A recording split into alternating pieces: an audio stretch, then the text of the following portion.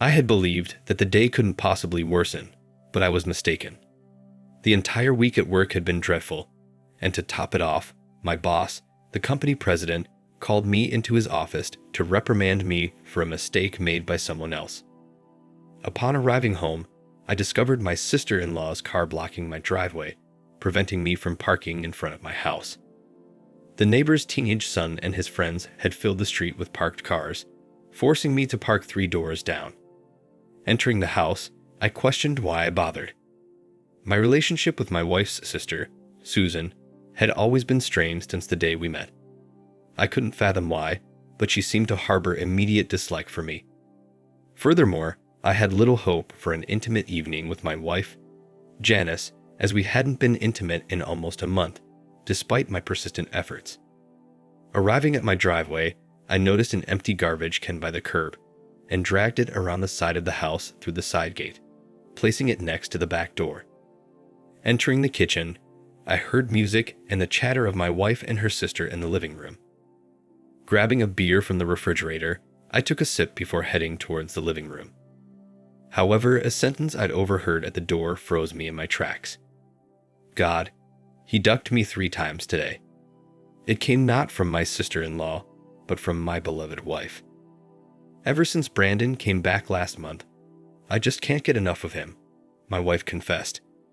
I knew Brandon as my wife's ex-boyfriend who had left her and moved away.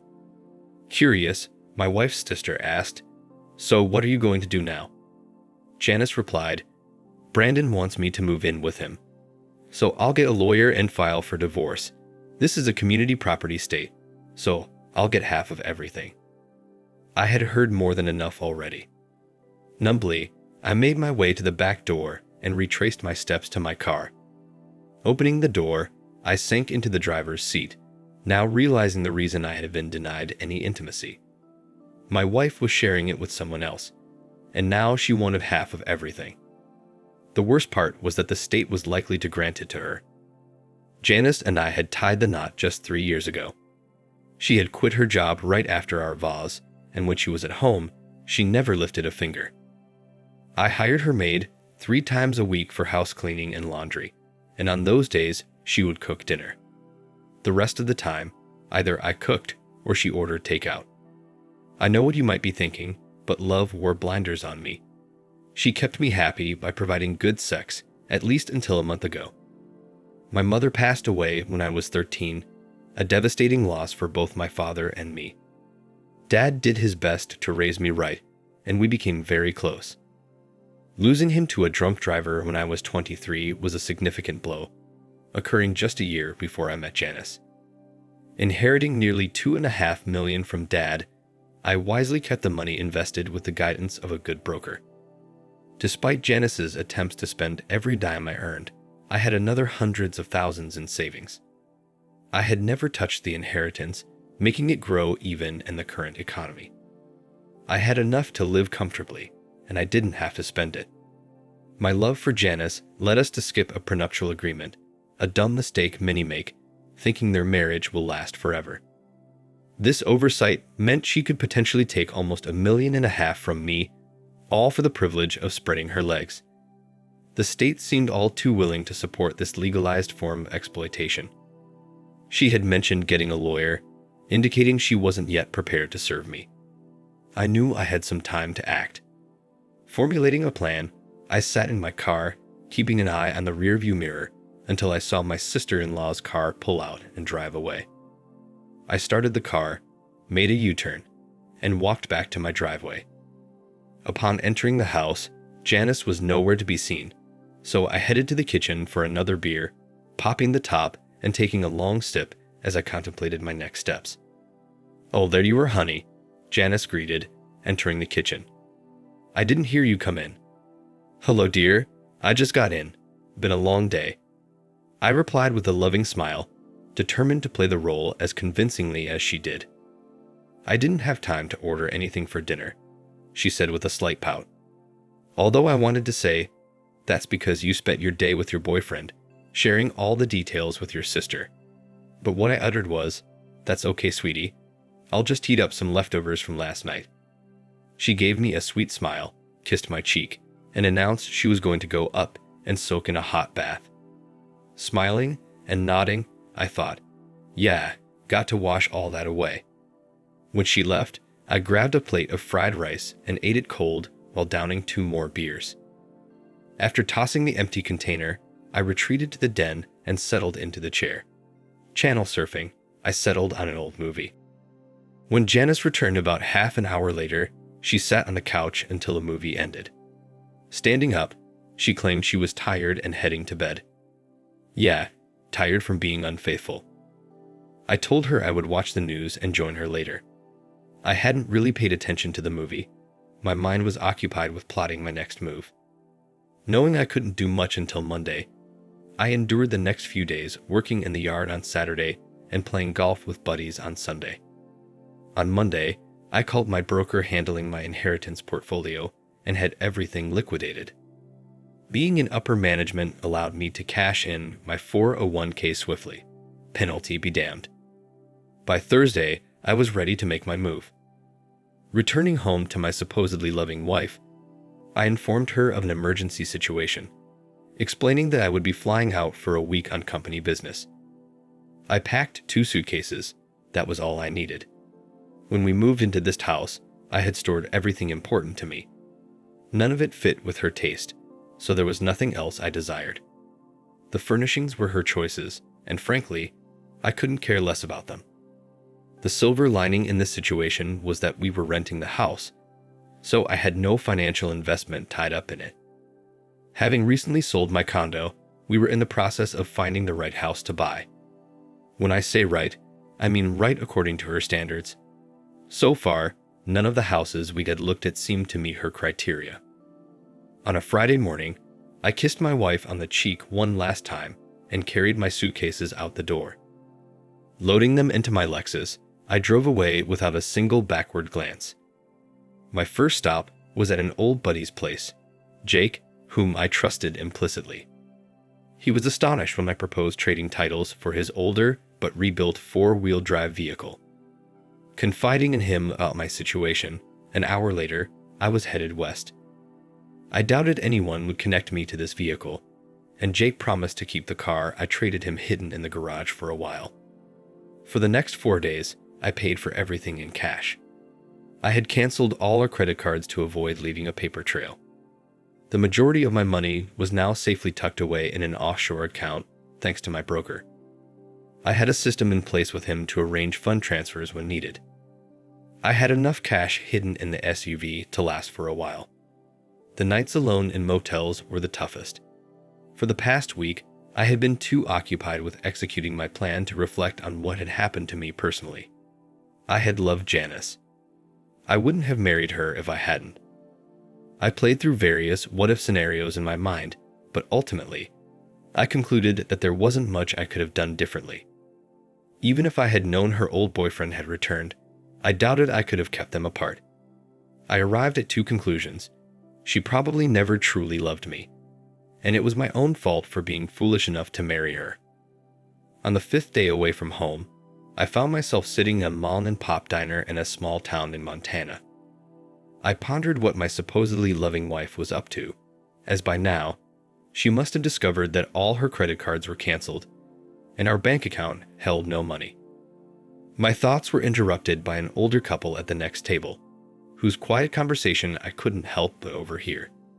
The man, who appeared to be in his late 50s, was telling his red-haired wife about his wish for an extra hand on their farm.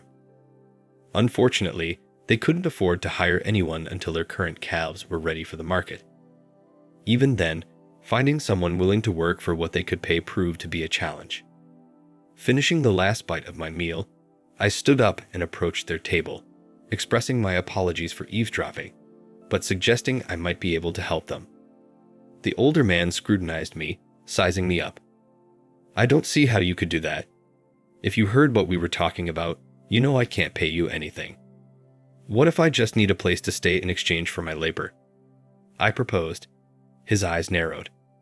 "Colleen, excuse us for a moment while I speak to this young man outside," he said to his wife.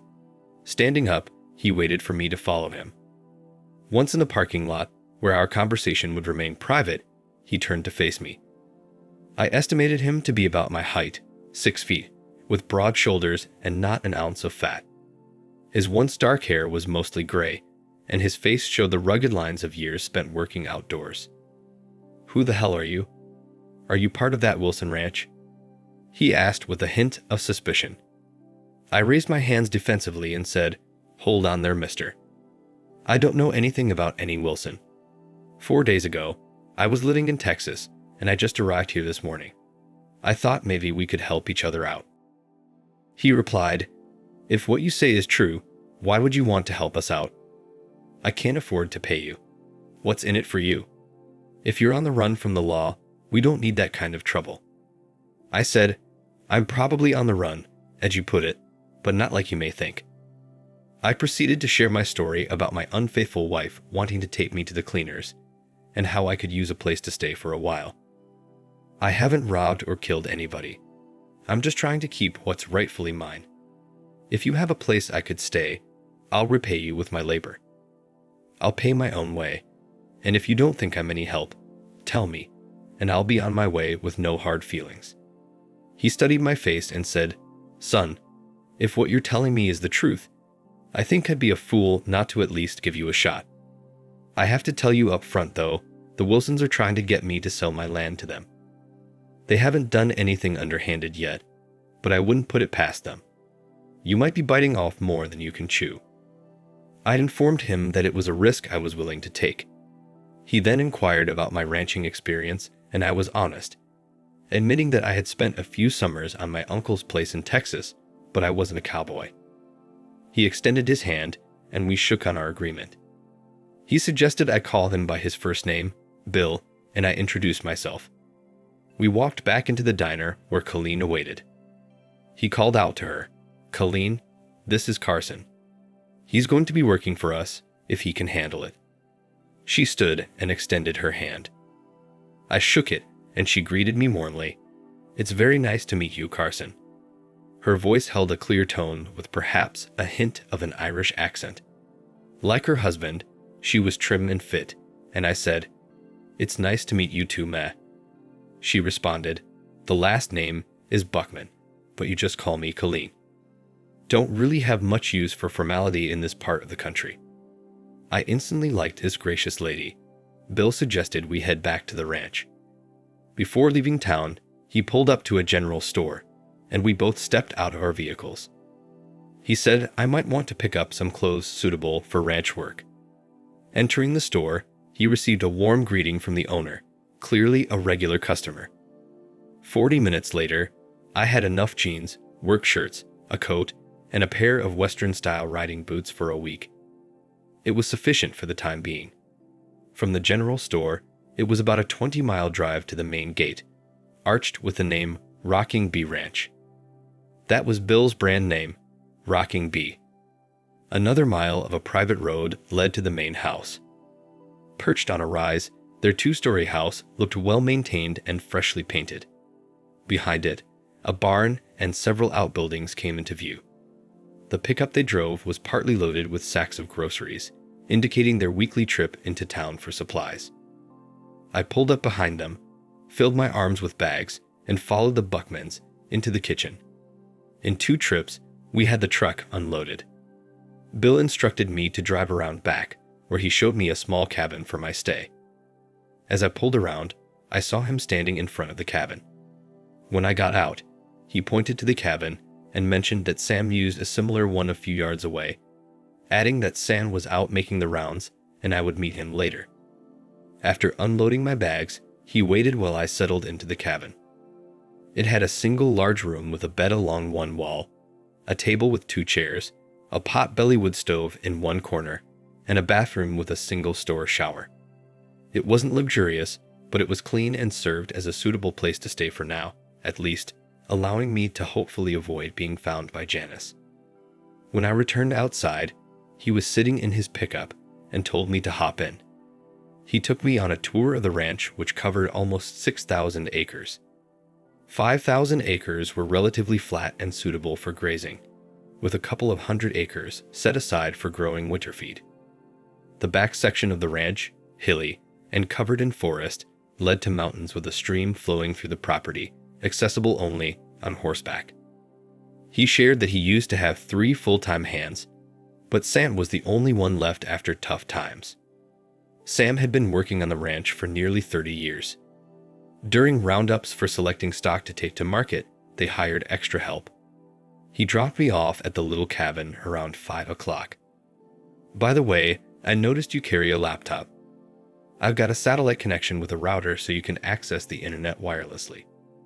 Supper is in the main house and we normally eat at 6, he mentioned before driving away. In less than 30 minutes, I had settled in, leaving me time to boot up my computer. As he had mentioned, I was able to make a wireless connection, and I quickly checked for email. There was one message from Jake, stating that Janice had reported me missing to the police, and they were investigating my disappearance. It gave me something to ponder. Jake was the only one I had actually told about leaving, and even he didn't know where I was going. I had mailed my resignation to my former employer, but hadn't informed them in person about my departure. Just before 6, I walked over to the main house and knocked on the door. Bill called for me to come in, and as I stepped inside, I saw Caitlyn preparing food while Bill stood to the side, talking to a man I assumed was Sam. Bill motioned me over. "Sam, this is Carson, the new hand I mentioned, at least for today. We'll see how he feels about it tomorrow after a day's work." Bill said with a broad grin, "Carson, meet Sam." Sam gave me a warm smile and extended his hand. A big man, at least 6'3", he, like Bill, appeared to have worked hard throughout his life and seemed around the same age as Bill. One notable detail, he was African American. I shook his hand, sensing the strength in his grip. "Well, young man, let's hope you like it here. I could use the help," he said. At 28, I was about half his age, so he considered me young. I replied, "I plan to give it my best shot." Just then, Colleen called us to sit down as supper was ready. Bill and his wife sat at opposite ends of the table, leaving Sam and me to sit between them across from each other. On the table were a large platter of pork chops, a big bowl of mashed potatoes, another with fresh green beans, and a plate stacked with obviously homemade biscuits. "We don't eat fancy here, Carson, but there's plenty, and it's filling," Colleen said. "It looks great," I replied. As we ate, I asked Bill if he had been here all his life, and his response was, "Yep. My grandfather started this ranch and passed it on to my father. Now it belongs to me and Caitlyn. Although when I was younger, I wasn't so sure she was going to be a part of it. I had to fight off every man to get her." He looked at his wife, and I could see the depth of his love for her in his eyes. She responded, "Now, Bill, you know you're the only man I ever had eyes for. I just had to make sure that you wanted me enough." Bill followed, "My wife has been responsible for the 3 happiest days of my life. The day she agreed to marry me, the day she did marry me, and the day she gave birth to our daughter Caitlyn. I hadn't seen any sign of a daughter, and Caitlyn must have noticed my curious look and said, 'Our daughter is away right now. She is finishing her doctorate's degree in veterinary sciences at South Dakota State University. She has only been able to get home for the holidays, and we are anxiously waiting for her to come back home with her degree. She's supposed to be home in a couple of months.'" Bill added, "It'll be nice to have a vet in the family, should cut down on some of the expenses." After dinner, I attempted to help clear the dishes, but Colleen insisted that it was her job and shooed me away. Bill mentioned that breakfast was at 5:30 and work would commence at 6. As Sam and I were leaving, I noticed a copy of today's New York Times on the counter, likely picked up by Bill in town. I asked if I could borrow the front page, and he agreed. Once outside, I asked him to step into my cabin for a moment. Inside, I took out my digital camera and showed him how to use it. I had him take a close-up of me holding up the front page of the newspaper. I could tell he was curious, but he didn't ask. He did inquire about an alarm clock, and I assured him I had one. He said he would see me in the morning and left. I downloaded the picture to my computer and drafted it into an email along with a note to the police in my former hometown. The message stated that I was alive and well, and I had left town of my own free will. Choosing a national newspaper instead of a local one kept my location ambiguous. I sent the email to Jake and instructed him to use one of the local coffee shops with free internet access, as my work email would likely still be active. I provided my password so he could forward the original email and picture to the police without leaving any traceable paths. This way, I hope to avoid being listed on any FBI or national missing person lists, assuming the police wouldn't allocate extensive resources to search for a runaway husband. I slept soundly that night. The next morning, I was up at 5, showered, and dressed in time to walk with Sam to the main house. After eating, Bill instructed Sam to put me to work, replacing fence posts in the hilly section. Following Sam to the barn, he pointed out a horse and saddle I would need. He seemed satisfied with the way I saddled the big brown mare, drawing on my experience from my uncle's ranch. We then took 2 mules, attaching saddle packs to load fence posts and a post hole dare. Bill joined us at the barn, carrying a Winchester Model 94 in a saddle scabbard, explaining it was mainly for the rare occasion when we might need to put down a sick cow. Mounted up and leading a mule each, Sam and I headed out, following the creek up into the hills. As Sam and I rode, we engaged in conversation and got to know each other. I shared the story of how I ended up in Montana, trusting that he wouldn't betray my confidence. In return, he recounted his own experiences. He'd had married right after high school, only to discover his ex-wife in bed with another man. In a fit of rage, he had nearly beaten the guy to death, resulting in a 5-year prison sentence. Upon his release, Bill was the only one willing to give him a chance, and that was how he had spent the last 30 years here. Sam spoke highly of Bill and Caitlyn, considering them to be the salt of the earth. Half an hour later, we reached the fence, marking the property boundaries. Sam pointed out that not all the posts needed replacement, only those that had rotted or were close to it, approximately every third one. He stayed with me while I replaced the first 2 to ensure I was doing it correctly. He suggested working until around 4, allowing me enough time to return, care for the horse and mules, and make it to dinner at 6. His parting advice was to follow the stream back down, ensuring I wouldn't get lost. He headed back, leaving me alone with my work. I progressed down the line, replacing old posts with new ones. At noon, I took a break and retrieved the pork chop sandwiches that Caitlyn had given me in the morning from my saddlebag. I finished my sandwiches and returned to work. My watch's alarm beat at 4 in the afternoon. I noticed that I had set all but a couple of the posts that the mules had carried up. Leading the mules, I traced back along the fence line until I found the stream and began descending. Just before leaving the trees, I discovered a natural pool where the stream flowed in and out. I stopped and admired the view, recognizing it as the most beautiful and serene spot on the ranch. Back at the barn, I managed to unsaddle the animals and get them fed in time. While I was tending to the horses, Sam entered to bed down his horse. We rushed to wash up and change before supper, where we enjoyed steaks that night. Exhausted, I made minimal contributions to the conversation and excused myself immediately after dinner to go to bed. Sleep came quickly and I slept deeply. When I woke up, I was sore all over. My hands ached from wielding the post hole digger and my arms, shoulders, and legs throbbed. Despite my regular workouts, there was a vast difference between a 2-hour gym session and a full day of setting fence posts. As I limped into the kitchen and winced while sitting down, I received a couple of chuckles from Bill and Sam. Even Caitlyn couldn't completely hide her grin. However, despite the soreness, I was ravenous and eagerly devoured my breakfast. Ready for another day of fencing? Bill asked as we rose from the table. I groaned and replied, "Yes, sir," hoping to sound more optimistic than I felt. Bill laughed. "I think you can give it a rest today. I'd like you to ride the rounds with Sam." I nodded appreciatively. The first task was to clean the stalls and replace the hay. After putting the horses and mules in the pasture and filling their feeder, we loaded up in the pickup and began our ranch inspection. Our primary goal was to ensure no cows were down or cows separated from their mothers.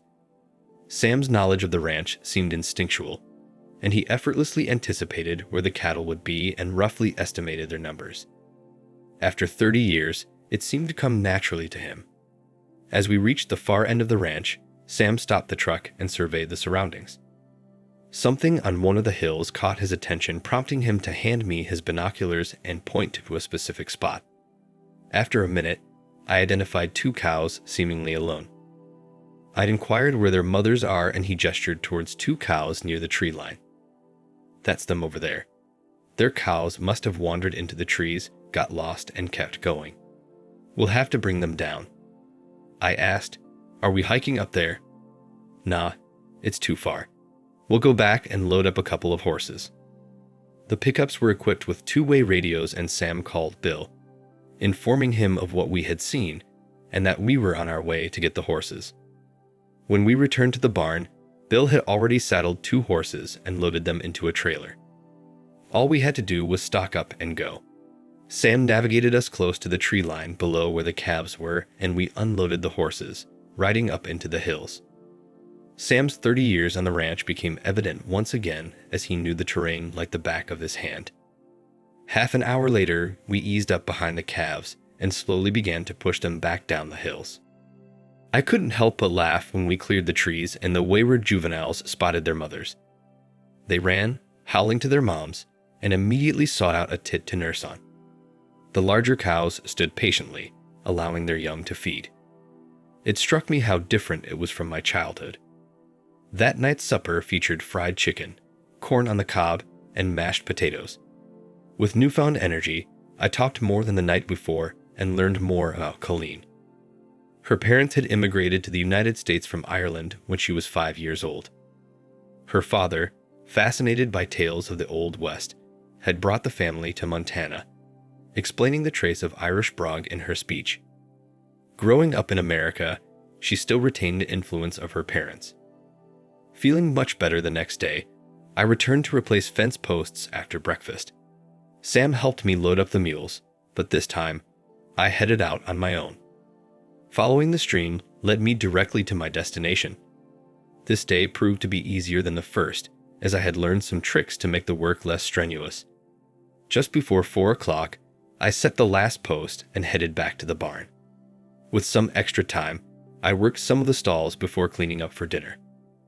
On my 4th day, I assisted Sam in making repairs to some of the buildings, and the following day, I set more fence posts.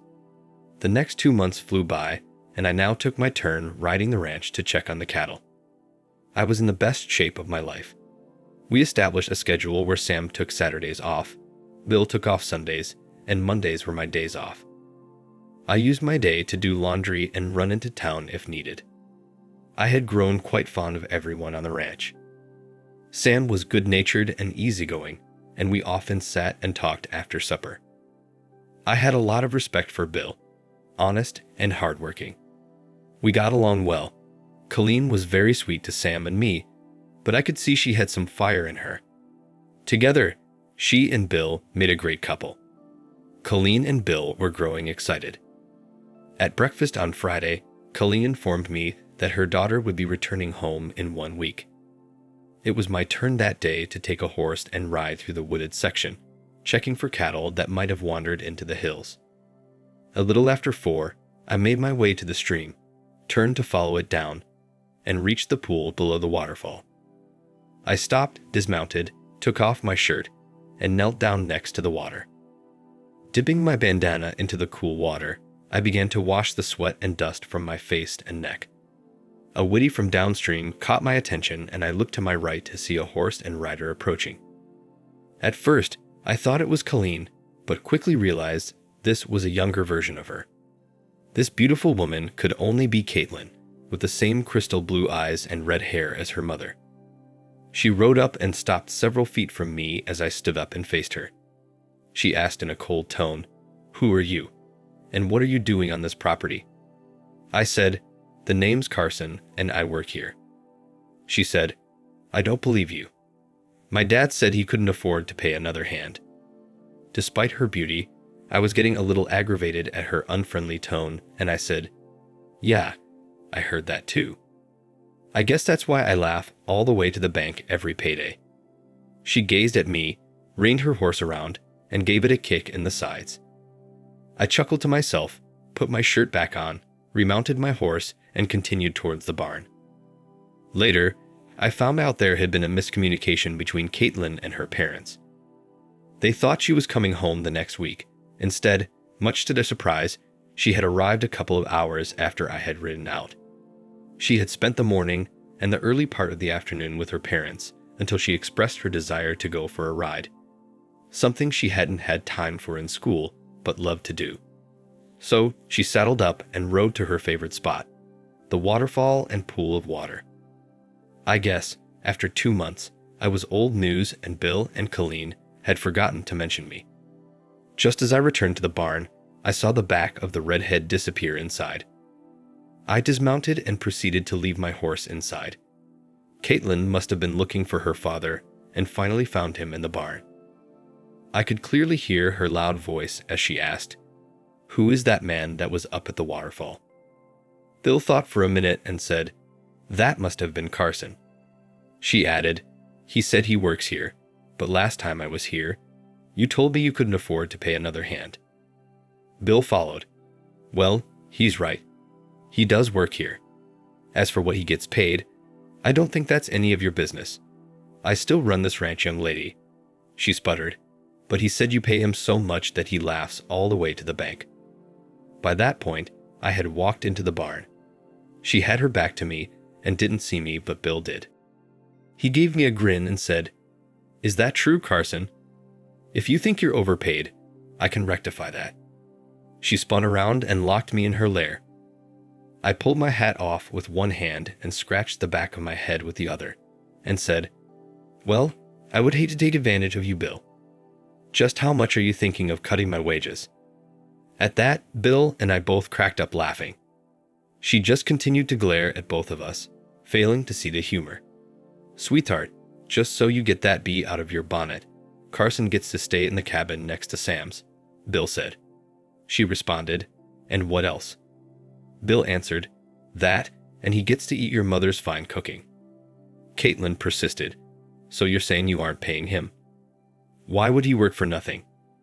Bill responded, "He has his reasons, and it's not my place to tell you." I then chipped in, "Working to have a chance to taste your mother's cooking is worth a lot, and I don't think she would like to hear you say that it's nothing." She shot me one more glare and stormed out of the barn. Bill shook his head and said, "She reminds me so much of her mother when she was young." I didn't think I would ever take Caitlyn. At supper that night, we were joined by Caitlyn. She sat next to Sam on the opposite side of the table from me. She gave me another sharp look when I entered the kitchen. I waited until everyone had filled their plates before speaking. I said in a pleasant voice, "Your mother tells me that you have finished your doctorate in veterinary medicine." "Yeah," was her one-word answer, given without looking up. I continued, "Sam says that there is only one other vet in the area, and he's over 30 miles away. I'm sure you're going to be a very big asset to the folks in this area." She glanced up at my compliment, and I thought I saw her eyes soften a bit. "Yes, that would be Dr. Harrison. He has more business than he can handle and is often needed in more than one place at the same time." Caitlyn then added, "I agree with you, Carson. Our Caitlyn will be able to provide a great service." During the rest of the meal, Caitlyn talked with her parents and Sam, who had been on the ranch since before she was born. She didn't address me directly, and I, for the most part, kept quiet. This was her homecoming, and I knew her parents and Sam wanted to hear what had been happening in her life while she was away. As soon as I finished eating, I excused myself to turn in. I returned to my cabin and checked my email, seeing that I had one from Jake. He reported that he had talked to a friend of his on the police force and casually asked if they still considered me to be a missing person. His friend said that everything had been dropped after they received the email with the picture I had sent them. As for Janice, Brandon had apparently dumped her as soon as he learned I had disappeared with all the money, and it didn't look like Janice was going to get her hands on any of it soon. Of course, She couldn't afford the rent on the house we had been living in and was now living in a city apartment, working as a waitress. She didn't have the money to hire a lawyer to pursue me. I thought it ironic. She had apparently only married me for my money, and her boyfriend had only wanted her for the same thing, my money. I was still working on replacing fence posts. I now only did so every third or fourth day. I had moved out of the hill and was down where I could drive the pickup to where I worked. It really was easier to load the posts in the back of the truck rather than on the mules. The morning after Caitlyn returned home, I loaded the pickup with posts and drove to where I had left off. When it was my normal time to take lunch, I started to the truck and realized that I hadn't brought my lunch with me. If any of us were going to be working away from the main house all day, Colleen would make sure we had a lunch, and I guess I spaced out picking mine up. I could have driven back to the house, but decided that missing one meal wasn't going to kill me. About a half hour later, I had just set a pole and was attaching the wire when I heard a vehicle approaching. I looked back and saw it was one of the ranch trucks. The truck came to a stop just as I finished with that post. I turned around and was surprised to see Caitlyn get out. She had a small sack in her hand like the ones Colleen put our lunches in. "Mama said you forgot your lunch," she said, shoving the bag towards me. I reached out and took it from her. "Thank you, Caitlyn. That was very kind of you," I replied. I looked in the bag and saw it contained 2 sandwiches as usual. I took one out and offered the other to her, but she shook her head no. I shrugged my shoulders and went and sat on the tailgate of the truck to eat. She walked over to where I was, about 5 feet to my side, and just stared at me. I just sat and ate, keeping my eyes focused in front of me. "Why are you here?" she asked finally. I turned and looked at her and decided to mess with her. I said, "You can't tell anybody. I robbed a bank and stashed the money. I'm hiding out here until the heat is off and I can retrieve the cash." At first, her eyes grew wide. Then she glared at me. "You're a real clown." She huffed and turned to leave. I waited until she was halfway to her truck. Then I called her. She heard me say her name and stopped and slowly turned around. I said, "I married a woman who never loved me and only wanted the things I could provide for her. I ended up here because I just wanted to get away from everything I knew for a while." She again stared at me, and I think she decided I was telling the truth this time. She nodded her head and left without another word. As she drove away, I thought about what her dad had said about her mother being like her when she was that age. He said he had tamed her, but I suspected it was their love for each other that was the secret. It had been less than 24 hours since I first met Caitlyn, and I couldn't imagine any man taming the fiery redhead. Supper that night was pretty much a repeat of the night before. Caitlyn had conversations with her parents and Sam. I didn't really feel sighted. After all, she didn't know me, and we had nothing in common really. We were just finishing dinner when there was a knock on the door, and Bill went to answer it. He came into the kitchen followed by a man about my age. He was what women would call tall, dark, and handsome. Caitlyn excitedly called out his name and jumped from her seat and hugged the guy.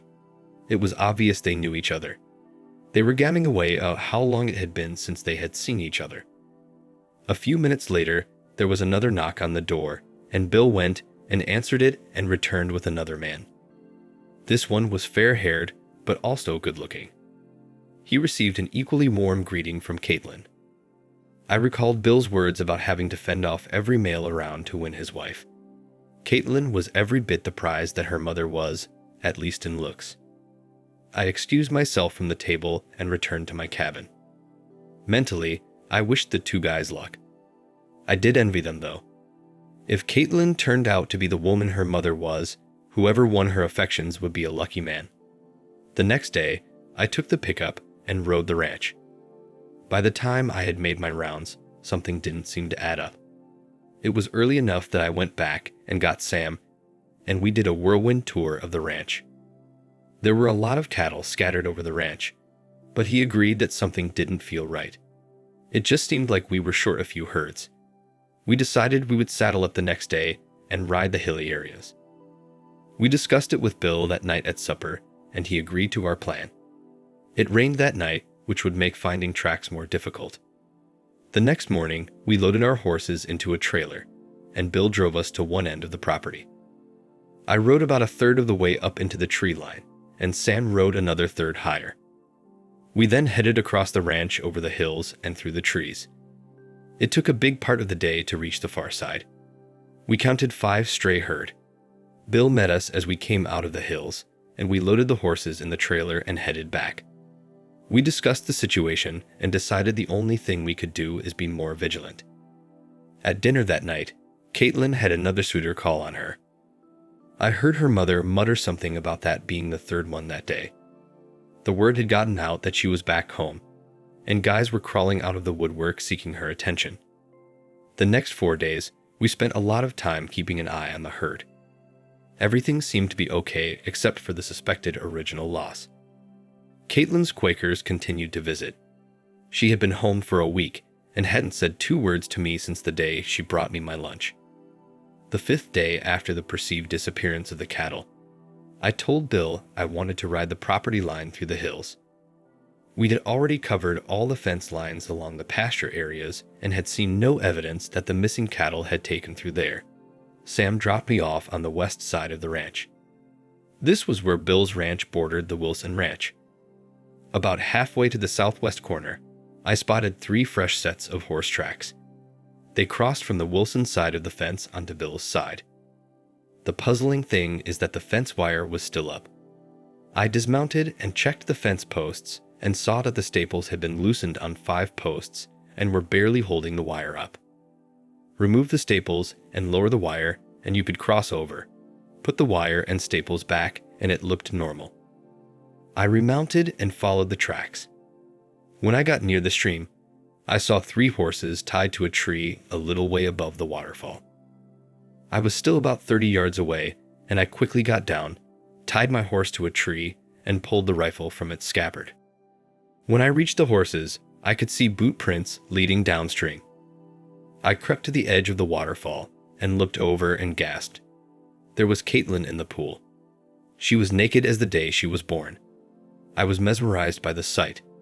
She was swimming through the water, her nude body clearly on display in the clear water. Damn, she had a cute ass. A movement in the trees to her right brought me back to my senses. I quickly scanned the area and saw 1 guy to the right and 2 more nearing the pond on the left. I raised my rifle and shot. The bullet hit near the feet of the guy on the right. 1 more quick pull of the trigger and the dirt exploded close to the 2 guys on the left. Caitlyn released a blood-curdling scream that echoed through the trees. I stood up so everyone could see me and I yelled out, "On your bellies now. I won't miss the next shot. Caitlyn, stay where you are." She didn't see the 3 men. She only saw me standing over her with a rifle in my hands, and she struggled to cover her body. One of the men on the left flinched as if he was going to run, but the bark on the tree right next to him exploded as I pulled the trigger again, and he was convinced and dropped flat down. Caitlyn looked to where I had shot and saw the 2 men. She shrieked again. I started to count down, and before I could say 1, the other 2 dropped down. I immediately instructed them to put their hands behind their heads, and they again did as ordered. I quickly asked Caitlyn to get out and get dressed. She tried to protest, but I growled at her to just do as I say, to get dressed and get out of there. She was clearly scared, and I could see her shaking from where I was. But she did as I ordered and walked out of the pool. Like Venus rising from the sea, she stepped out of the water. Even though she kept her back to me, I couldn't take my eyes off her. The sight of her alabaster skin and the most perfectly rounded butt that I have ever beheld were forever etched into my mind. She only put on her jeans and shirt and swung up onto her horse. 1 kick, and she was gone through the trees. When she was gone, I ordered the men 1 by 1 to get up on the dirt and lie back down. Only when all 3 lay before me did I breathe a sigh of relief. I decided it was time for a bluff.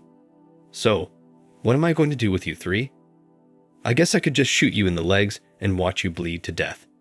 The 3 men began to beg me to spare them.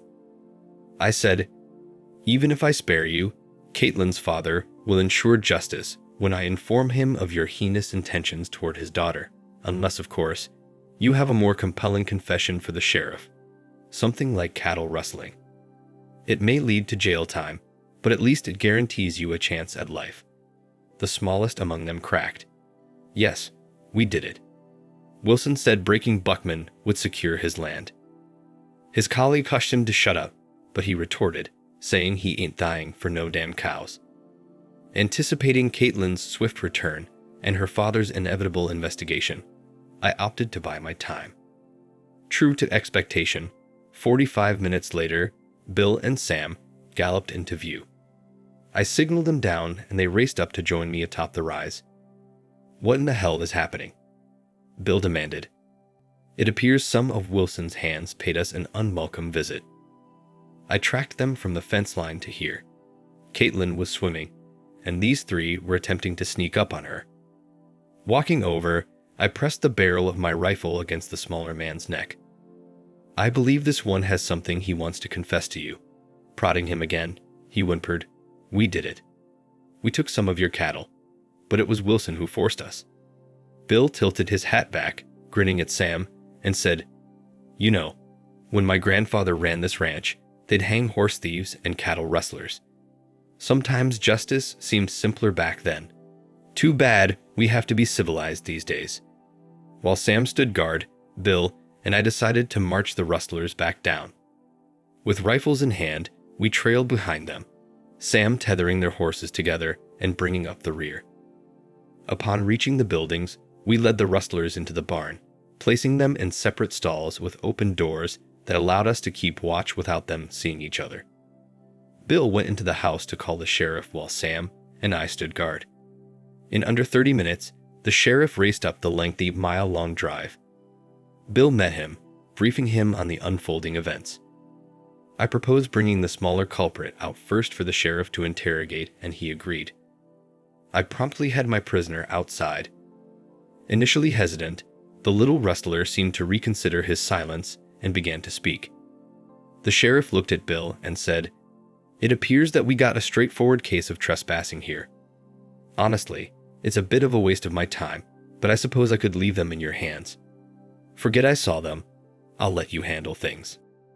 The frightened rustler's eyes widened, and he suddenly opened up.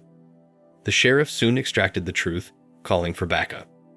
Soon, a convoy of sheriff vehicles streamed onto Wilson's vast ranch. Despite its extensive expanse, the sheriff pinpointed the location provided by the rustler, discovering almost 100 stolen cattle bearing the Rocking Bee brand. By day's end, Wilson and his cohorts were incarcerated. Amidst the commotion, it was well past 9 before we gathered for supper. Caitlyn, though seated at the table, kept her gaze fixed on her plate. "What were you doing up there?" Bill inquired, addressing her as he hadn't had much chance to speak with her. "I was just taking a swim. I didn't think anyone would come spy on me." She cast me an accusing glare. I interjected, "Firstly, Caitlyn, I wasn't spying on you." I traced their horse tracks to the stream. "Secondly, consider what might have happened if I hadn't been there. I doubt those three were planning a picnic when they saw you swimming naked." Colleen remarked, "Thank goodness you arrived when you did, Carson. I hate to think what might have happened." The conversation shifted, and we hurriedly finished our meal, aware of an early start the next day. Exiting the kitchen toward my cabin, Caitlyn called out to me. I halted and waited as she snapped rudely, "So, did you enjoy the view today?" Expecting gratitude proved too optimistic, so I answered, "Let's just say I'd be dishonest if I claimed it wasn't breathtaking." She huffed and turned on her heels, marching off toward the house. I stood, shaking my head, acknowledging there was something about me that consistently hooked her. The following day, Bill had to head into town to officially file charges against Wilson. Returning the stolen cattle to their rightful place would take several days, as the prosecutor needed to thoroughly document the case first. Sam and I spent the day refreshing the paint on some of the outbuildings. We had lunch in the kitchen, but Caitlyn chose not to join us, a decision that suited me just fine. Bill returned in the early afternoon, but waited until dinner to share the developments. He explained that since this wasn't a capital case, Wilson and his accomplices would be released on bail. While he didn't anticipate any further trouble, he cautioned us to remain vigilant. He glanced at his daughter, grinned mischievously, and said, "If you're planning on another nude swim anytime soon, maybe you should take Carson along. No, for protection." Her face turned crimson again, and she sputtered as she stood and raced to the room. Bill and Sam erupted in laughter, and even Caitlyn couldn't help but giggle. I chuckled along with them. After the laughter subsided, we resumed our meal. Bill continued his good-natured teasing. "I really want to thank you, Carson. Wilson could have seriously jeopardized this ranch financially. You're worth every penny." We all shared another round of laughter. 3 days later, Bill received the news that he could retrieve his cattle. We loaded 3 horses into a trailer and drove to Wilson's Flying Doll Ranch, accompanied by a sheriff's escort. Caitlyn came along to drive the truck and trailer back once we unloaded the horses. Bill, Sam, and I started pushing the cows back toward his ranch. As we approached the Rocking Bee Ranch, I rode ahead and loosened part of the fence line, allowing the cattle to cross over. After ensuring all the cattle were back to where they belonged, we secured the fencing and rode back to the main house satisfied with the day's work. Caitlyn, during this time, had applied for her veterinarian license. As the approval process typically took around 45 days, she could only tend to the animals on her father's ranch for now. I'd spot her around the property and of course at mealtime. Despite her continued silent treatment, if I managed to catch her eye, I'd offer a big grin and whittle my eyebrows, always enough to make her blush. 2 weeks after the waterfall incident, we found ourselves in the barn simultaneously, and I asked, "Been enjoying any swims lately?" She approached, standing inches away, and shot me a glare. "Why are you such an a-hole?" I shrugged, grinned, and said, "Why are you such a bee?" Her right hand aimed for my face, but I reacted swiftly, grabbing her wrist before she could strike. Undeterred, she tried with her left. Yet, I caught that too. I pushed both hands behind her back, pinning them and forcing her body against mine. Slowly, I lowered my face toward hers. She stared at me, but made no effort to break free. I then said, "If you were mine, I'd put you over my knee and spank your butt." Attempting to pull back, she replied, "You wouldn't dare." Suddenly, I released my hold, and she tumbled backward, landing on her butt. It's not that I wouldn't dare. I just got rid of one woman who doesn't care about me, and I'm not wasting my time on another one. Traditionally, she was the one to storm off, but this time, it was my turn. I left the barn, leaving her sitting on the ground. I didn't encounter her again until supper. Predictably, she didn't speak to me, but I couldn't decipher the look she gave me. Not that I ever claimed to understand women anyway. My marriage to Janice proved that. The following day, I was in the barn, tending to the stalls when Bill walked in. Knowing it was his day off on Sunday, I figured he wanted to talk. I wondered if Caitlyn had informed him of the previous day's incident and if he had come to ask me to leave. I stopped my work as he approached. Then he said, "I heard you and Caitlyn had a little showdown yesterday." Well, that answered my question of whether Caitlyn had confided in her father. But I noticed a twinkle in his eyes and I said, "Yeah, I suppose you could say that. Probably my fault." He continued, "Maybe, maybe not. I think her issue is she doesn't know what to make of you. First, she thought you were here for something, then you became the hero who saved her and the ranch. What she can't figure out is why you aren't chasing after her like the other local young men. Like her mother at her age, Caitlyn is used to having boys wrapped around her little finger. She's had a few boyfriends, but none lasted. I didn't think she really respected them.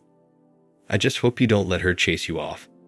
In my book, you're welcome here as long as you want." I said, "Thanks, Bill. That means a lot to me. For Caitlyn, I'll quit teasing her, and hopefully we can live and let leave." He left the barn, and I resumed my work. I had the rest of the day to ponder Bill's words. If Caitlyn wanted to understand me, acting civilly and having a conversation would be more effective than her current approach. As for pursuing her like the others, that simply wasn't in the cards. She didn't join us for supper that night, a topic no one broached, and I didn't inquire. The following day, I stuck to my routine, waking up at 5 as usual even on my day off. Breakfast done. After Sam and Bill left for work, I retrieved my laundry. Bill had invested in a large commercial washer and dryer, making it possible for me to wash all my clothes in a single load. The laundry room was adjacent to the kitchen, so while my clothes washed, I sat at the kitchen table, eating and chatting with Caitlyn. Caitlyn entered, an uncommon occurrence for breakfast, usually opting to eat later. Caitlyn asked about my plans for the day, and I told her I was thinking of driving into town. I then asked if there was anything she wanted me to pick for her. She said if I wouldn't mind, there are a couple of things I could get for her. I'd assured her I wouldn't mind at all. Just then, Caitlyn interjected, "Could I ride into town with you?" I was planning to go to the general store for a few things, and it seems like a waste of gas for both of us to drive separately. I looked up in surprise and I said, "Sure, I'd be happy to give you a lift." After yesterday, I hadn't expected her to talk to me, let alone want to ride anywhere together. I told her I'll be leaving in about an hour and a half after my laundry is done and put away. She assured me she'll be ready. She finished preparing something to eat and sat at the table, remaining quiet while Caitlyn and I continued our conversation. As I stepped out of my cabin later, she emerged from the back door looking stunning in a turquoise sundress that complemented her red hair. It was evident she wanted me to notice her. Holding the passenger's side door open for her, I watched as she slid into the car. We set off, and for the first half of the trip, she sat quietly, observing the countryside. Suddenly, she said, "I thought you were going to kiss me yesterday." I glanced at her, but she seemed to be looking out the side window and I couldn't see her face, so I said, "Well, while that may not have been unpleasant, I do have a rule about not forcing unwanted affections upon unreceptive females." Out of the corner of my eye, I saw her head spin around, and I could tell she was staring at me. She sat quietly, but I noticed her occasional glances in my direction. We pulled into the general store, and we went inside.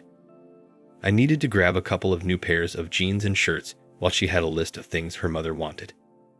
An hour later, we had everything loaded. I had one more stop to make at the hardware store for a couple of things for Bill, but it was lunchtime, and I was hungry. I suggested we stop for a bite to eat, and she agreed. We pulled into the same diner where I had first met Bill and Caitlyn. We took a table, sitting across from each other, and ordered our food. As we sat in silence, I began to think that perhaps I should have just gone straight to the hardware store and back to the ranch. Just then, the door swung open, and 3 guys entered. I recognized 2 of them as the guys who had come calling on Caitlyn. They made a beeline for our table, with 2 taking the seats on either side, while the 3rd stood behind me. They ignored me and started talking to her. I stood up and gestured for the 3rd one to take a seat as I moved to the next table. When the waitress brought our food, I motioned her over and had her place my meal in front of me. I ate quickly, paying no attention to the conversation at Caitlyn's table. Tossing some bills on the table to cover our meals, I stood up. Caitlyn had hardly touched her food and her plate was still full. "I'm going to run over to the hardware store. I can stop back by here later and see if you're ready to go," I said, intervening in their conversation. She pushed her plate back and stood up and said, "It was nice seeing you guys again, but we have to go." The guys at the table tried to protest, with one even offering her a ride home. She declined and followed me out to my SUV. As we drove to the hardware store, she stayed in the vehicle, appearing to fume. The silent tension persisted as we drove back to the ranch, turning off the highway onto the mile-long driveway. "Why did you do that?" she asked. "What?" I replied, uncertain about what she was pointing out. Moving to the other table, she stated, "Oh, that. Well, I thought you'd prefer spending time with your friends. Besides, I didn't want to be in the middle of their competition for your attention." "You really are an a-hole," she snapped. Wisely, I kept my mouth shut. I had no desire to fend off her slaps while driving. Pulling up to the main house, she immediately grabbed what she could carry as soon as I opened the rear of the SUV. I picked up more bags and followed her into the house. As I walked in the back door, she dumped everything on the kitchen table without a word to her mother, then strode after the room. Colleen looked at me questioningly. I shrugged, saying, "I guess I'm an a-hole." Colleen giggled and walked over, putting a hand on my arm. "I have never seen anyone have the effect on Caitlyn that you seem to have." "I guess I was born to just piss her off," I replied. "I'm not so sure about that," she said, leaving me confused. I returned to my cabin and stowed away my new clothes. Deciding not to stay cooped up, I went to the barn and saddled a horse. Riding out, I ended up at the top of the waterfall. With the weather being nice, I tied the horse to a tree and sat at the edge of the falls, looking down at the calm pool. Sitting there for half an hour, maybe longer, Caitlyn rode up below me, getting off her horse. Not wanting to be accused of spying in case she was going skinny dipping again, I picked up a stone and tossed it down, creating a splash in the water. She looked around seeking the source of the noise and spotted me. Anticipating her departure, she instead mounted her horse and rode up to where I was sitting. She tied her horse next to mine and walked towards me. I stood up, taking a few steps away from the edge in case she planned on pushing me off. "You're in hay-hole," she said, stopping inches from me. "And you're still a bee," I said. This time, I didn't wait for her slap. I grabbed her around the waist and kissed her. Quickly releasing her, I tried to move towards my horse, but she seized my arm and turned me back around. I was flabbergasted when she reached behind my neck and pulled me in for another kiss. We found ourselves in a passionate kiss again. As the passion grew, our clothes disappeared and we had a wonderful time. Gradually, our breathing normalized and we lingered in each other's embrace. In silence, we dressed, mounted our horses, and rode back down. After stapling our mounts and without a word, she turned and walked to the main house. In a daze, I returned to my cabin, slipping into the shower. One thing became clear. I harbored much stronger feelings for this captivating woman than I had acknowledged to myself before. I barely had time to dress for supper. Upon entering the kitchen, Bill, Colleen, and Sam were already present, but Caitlyn was nowhere in sight. As we took our seats, she walked in, choosing the chair beside mine instead of her usual place next to Sam. Bill and Colleen exchanged glances, while Caitlyn merely smiled sweetly in response. During dinner, she chatted animatedly. Despite her parents' curiosity, they'd refrained from asking why their daughter was in such high spirits. After supper, she assisted her mother in cleaning the kitchen while Sam and I headed back to our cabins. Just as I had settled between the sheets, a soft knock echoed on my door. Cade in only my boxers, I opened the door and Caitlyn slipped inside, finding her way into my arms. We shared a tender kiss, and she guided me back to my bed, joining me after shedding her clothes.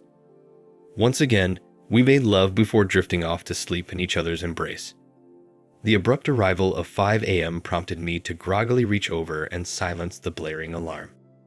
With great reluctance, I managed to extract myself from bed. I illuminated the bathroom and dressed for the day, leaving a gentle kiss on her head before slipping out of the cabin. During breakfast, I couldn't ignore the scrutinizing glances from Bill and Colleen. I wondered if they were aware of their daughter's nocturnal whereabouts. Following the meal, I loaded the pickup for another day of setting fence posts. Working alone on a ranch afforded ample time for contemplation. My thoughts drifted to my recent past, astounded that only 3 months had elapsed since leaving my wife. It felt like a lifetime. I ruminated on the significance of Bill, Colleen, and Sam in my life, and then my musings shifted to the beautiful Caitlyn and the shared moments from the previous day. I pondered the possibility of finding the kind of love her parents embodied. At lunch, I realized once again that I had forgotten to bring my meal. As the thought crossed my mind, I heard a pickup approaching in haste. Caitlyn jumped out, running toward me with a bag in hand. She threw herself at me, initiating a passionate kiss before giving me the bag. Disregarding the meal, I pulled her in for another heated kiss. Although I didn't set as many fence posts that day, I did set my post in her a couple of times. Amid our moments of passion, we also found time to talk. I divulged the details of my former life, recounting how my ex-wife had betrayed me. "The only way I will leave is if you tell me to go," I reassured her. She eventually returned home, and I finished my day's work. After showering and changing, she was in the kitchen when I entered, once again, choosing the seat next to mine. Midway through our meal, a knock sounded at the front door.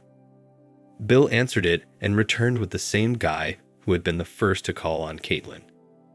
The minute he was seated, Caitlyn looked at him, her expression unreadable.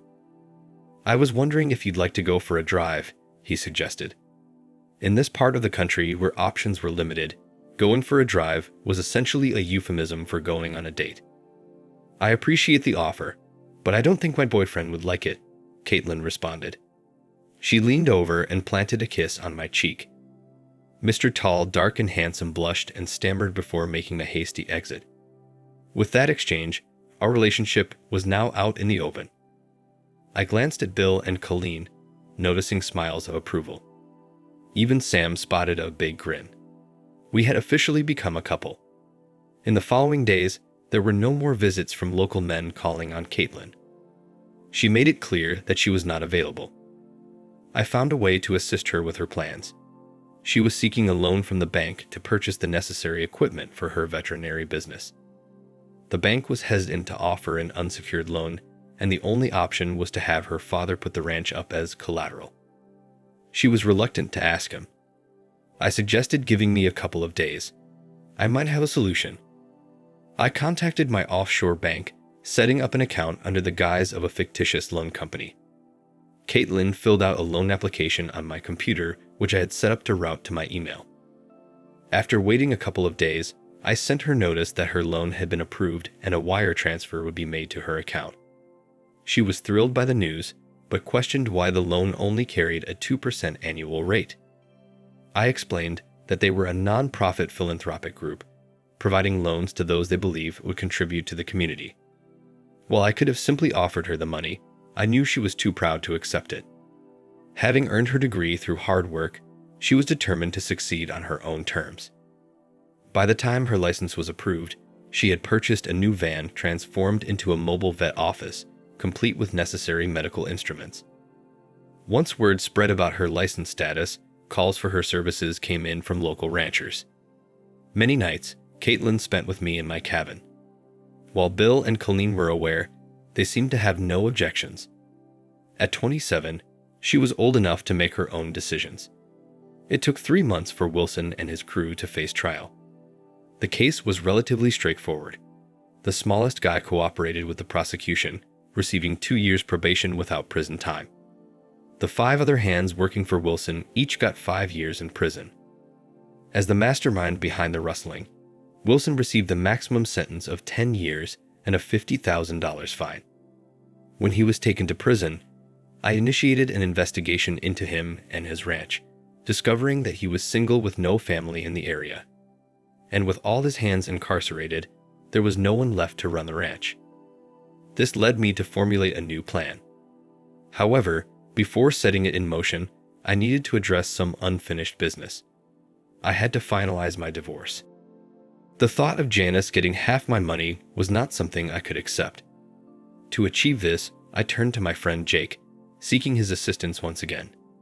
Instead of sending an email, I called him and asked him to talk to Janice. I wanted him to convey that I had reached out and wished to propose a settlement in exchange for a divorce. The offer was a straightforward $50,000. If she declined, she would never hear from me again, and she would not receive any money. Initially playing innocent, she demanded to know why I had left and why I wouldn't return. The charade ended when Jake revealed that I knew about her affair with Brandon and her intention to divorce me. With her game exposed, Janice, still working as a waitress and struggling financially, accepted my offer. To proceed, I needed to return to Texas and engage a lawyer to draw up the divorce papers. Caitlyn wasn't thrilled when I informed her of my departure. I explained that I needed to close that chapter of my life and assured her that I would return. Initially planning to leave my vehicle in long-term parking at the airport, she insisted on taking me and being there upon my return. Leaving behind my SUV and most of my belongings, except for what fit in one suitcase, seemed to ease her concerns. I departed on a Sunday, and upon my arrival, Jake picked me up at the airport. Staying with him and his family, I made sure to call Caitlyn every night. By Friday, all the paperwork was sorted out. Jake took Janice to my lawyer, explaining that she would receive a check for $10,000 immediately, with the remaining $40,000 paid in 60 days after the divorce was finalized. She signed the papers and my lawyer handed her $10,000 check. I never had to face Janice. Then came the realization that I had personal items and storage, keepsakes, and heirlooms from my parents, yearbooks, and other sentimental belongings. Not wanting to return for them later, I rented a moving van and loaded it up. Caitlyn was initially taken aback when I revealed I wasn't flying back. But once I explained that I was bringing back everything important to me, her excitement about my return grew. It took me 3 days of relentless driving to cover the distance. As I pulled into the Rocking Bee Ranch on Tuesday evening, I was greeted with an enthusiastic welcome from everyone. That night, Caitlyn continued to extend her warm welcome until the early morning when we finally fell asleep, thoroughly exhausted. With the first part of my plan accomplished, I was now ready to put the rest into action. This involved making several trips to the prison where Wilson was incarcerated. My goal was to persuade him to sell me his ranch. Initially resistant, I continued to present my case. I pointed out that he would be imprisoned for at least 7 years, and even with good behavior, he wouldn't be eligible for parole. With no one to tend to his ranch, his house and buildings would likely deteriorate, and his cattle may perish without proper care in the winter. I'd also raised the question of whether he would be welcomed back after his conviction. Faced with the prospect of ruin, he eventually accepted my offer, providing him with something to start over with upon release. The next step was securing financing. I moved my money back into the country, confident that Janice wouldn't jeopardize her $40,000 by taking any rush actions. I negotiated a price of $5 million with Wilson, which was below the property's true value, making it relatively easy to find financing. I made a down payment of $500,000 and financed the remaining amount, taking a month to finalize everything. I kept my activities a secret from everyone except Caitlyn and Bill. I explained to them that I had personal business related to my assets that needed attention. Although it consumed only 1 or 2 days of my time per week, I set up a corporation and registered the land under its name. With summer ending and fall setting in, I hired someone to harvest the hay on the property. Additionally, I employed 4 hands to leave on site and manage the ranch in the interim. The most experienced hand was appointed temporary foreman. I clarified that for a while I would be an absentee owner despite my close proximity. I'd assured him he could always reach me by phone, and I planned to visit the ranch frequently. The final element of my plan involved remodeling the main house, a 2-story, 5-bedroom structure in need of modernization. Despite Caitlyn's frustration with my secrecy about my activities, our relationship continued to thrive. My love for her grew each day, and I sensed that she felt the same way about me. Meanwhile, her veterinary business flourished, requiring her to be on the road frequently, but she remained content and happy. It reached a point where I nearly spilled the beans to her about what I was doing. After returning from checking on the remodeling, she cornered me with questions. "What the hell is going on, Carson? Are you seeing someone else?" I responded, "God, no, I swear there is no one else. I just have some things I need to take care of. Please believe me. I promise I'll tell you everything soon. I'm asking for you to trust me." She scrutinized my face, searching for the truth, and said, "Okay, Carson, I do trust you, but you better tell me what's going on soon, or I'm going to kick your ass." I grabbed her and kissed her with all the love I had. As spring arrived and calving season began, the main house renovation was complete.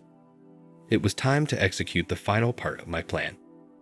One afternoon, when I had Caitlyn alone, I asked her to go for a drive. I told her I've been thinking it's time for me to leave the Rocking Bee Ranch. Instantly, her eyes welled up with tears, and she said, "But I promised I wouldn't leave." I had timed it so that we were at the entrance to the former Flying Doll Ranch. I turned in and started driving down the private road, and I said I wasn't really planning on going far. She looked around, clearly confused. I'm not sure she had heard what I said. Then she asked what we were doing on Wilson's land. I delayed my answer until we pulled up to the main house. I told her to come on, that I want to show her something. I got out of the truck and went around to open her door. Taking her hand, I led her up to the front door and opened it. She asked again what the hell I was doing, that we could get in trouble for this. I told her to relax, that Wilson doesn't own the ranch anymore, and that we should have a look around, that I wanted to know what she thinks of the house. I took her upstairs and we walked through the bedrooms and then back downstairs. There was a large living room, a nicely paneled den, 2 rooms set up as home offices, and finally, the kitchen. I could tell by her face that she loved the new kitchen. There was only one room with furnishings, and that was the one I intended to use for my office. The rest of the house awaited her decisions on how she wanted to furnish it. I asked her what she thought of the house, and she said it was really nice. I asked if she thinks she could live there, and she asked what the hell was going on. I could see she was confused and getting upset. I dropped to one knee and put my hand into my jacket pocket. I told her Wilson no longer owned the ranch, that I do, and I was asking if she could live there as my wife. In a surprising tone, she asked if I owned the house, and I nodded. In excitement, she screamed, "Yes." I then took the engagement ring out of my pocket and held it up and proposed to her. Her face scrunched up and her eyes were filled with tears. At first, I thought I had made a mistake until she tackled me onto my back and covered my face in kisses. She then presented me her finger so I could put the ring on her. She looked around the house with new eyes, running from room to room and examining everything. I patiently waited until she came running back into my arms. "The house is beautiful. I love it," she said, enthusiastically. I led her across the room to 2 doors that opened off a hallway. "There are 2 offices, one for you to run your business from and one for me," I said, earning me another long kiss. I led her into the office with the desk and pulled out a large piece of paper. It had a drawing of a property gate, and over it, it said, "Double C Ranch." She looked it over and asked what the double C meant. I told her it stands for Carson and Caitlyn Ranch. She cried and started pulling at my clothes, and I joined in stripping her off. I sat her on top of the desk and christened the office with our love. In fact, in the days to come, we made love in every room of our new home. Once we had recovered and dressed, I told her it was time to go tell her parents. She was so happy that I think she floated out to the truck. We got back a few minutes after Six and Bill, Colleen and Sam were already in the kitchen for supper. We walked in together and Caitlyn held up her left hand and squealed, "We're getting married." Colleen jumped up and ran over to hug her daughter while Bill and Sam came and pumped my hand and patted me on the back. I then got a big hug from my future mother-in-law while Caitlyn hugged her father and Sam. When things calmed, we all sat down to eat. Caitlyn waited until everyone was eating. "Of course, this means we will be moving," she said as nonchalantly as possible. "What?" exclaimed Bill, Colleen, and Sam in unison. She looked at me and urged me to tell them, so I said, "Well, Bill, you know how Wilson wanted to combine his ranch with yours? I was thinking it could be a good thing." Bill stood up, looking furious, and said there was no way in hell the Flying Doll was going to get his ranch. I laughed and told him to calm down, that it is no longer the Flying Doll, but the Double C Ranch, and the new owners are sitting at his table right now. In a confused state, he asked what I was talking about. I told him I'd bought out Wilson, and now the ranch belongs to Caitlyn and me. "Double C, Carson and Caitlyn," Colleen said. She got it right away. I said, "Bill, I thought if we combined the 2 ranches, we could run them. We would split the profit 50-50. He then said, "But the Double C Ranch is over twice the size of my ranch, and it brings in a lot more profit." I responded, "You have done this all your life. I need your help. I would like us to be equal partners. You would be in charge of the operations, and whatever you say goes. Besides, it is part Caitlyn's ranch too. It will be keeping everything in the family." He sat down and looked at Caitlyn. She nodded her head. He stuck his hand across the table to me, and we shook on it. "Damn it, Carson, this is going to take some getting used to, but I accept your offer."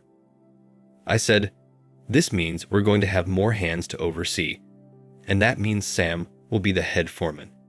And now I get to pull out all those fence posts I worked so hard to set on that side of the property." Everyone laughed at me. Some of that night was a loud and boisterous celebration. Caitlyn spent the night in my cabin and wore me out. We were late for breakfast the next morning, but everyone was still in the kitchen when we came in. They were waiting for us to eat so we could all drive over to the Double C Ranch and Caitlyn could show off our new house. Everyone was impressed, and I saw Caitlyn stare jealously at the refurbished kitchen.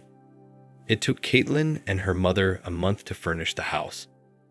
It was ready to move into on our wedding night. We were married on the Double C Ranch. Bill and his family were respected and well-liked, and ranchers and their families from miles around came to celebrate the day. As Caitlyn's husband, Bill's son-in-law, and the new owner of the Double C Ranch, I was welcomed into their society. Later that night, we finally got to bed, and we stayed there making love that night and most of the next day. We would still be there, but on our third day of marriage, I took my bride to Fiji for a tropical honeymoon. Our first roundup that year paid off well, and we sent a lot of cattle to market, making a nice profit. A significant portion went to pay off loan, but with Caitlyn's business, we were making a comfortable living. We even built a nice new house for Sam, and he now has a girlfriend close to his age who lives in town. We may be having another wedding soon. Another year has gone by, and my beautiful wife has just given me the most fantastic news. She's pregnant. We're going to have a baby. One final word before I go. I know there are those who will say I should have learned my lesson the first time and had Caitlyn sign a prenuptial agreement. If so, then you really haven't gotten to know my Caitlyn. She isn't Janice. She works hard at her job and takes care of our home. She is her mother's daughter, and she shares her love with me every day. With me and only me. Every day that I look into her blue Irish eyes, I see that love. Thanks for listening. Share, like, and subscribe to listen to more stories like this. Take care.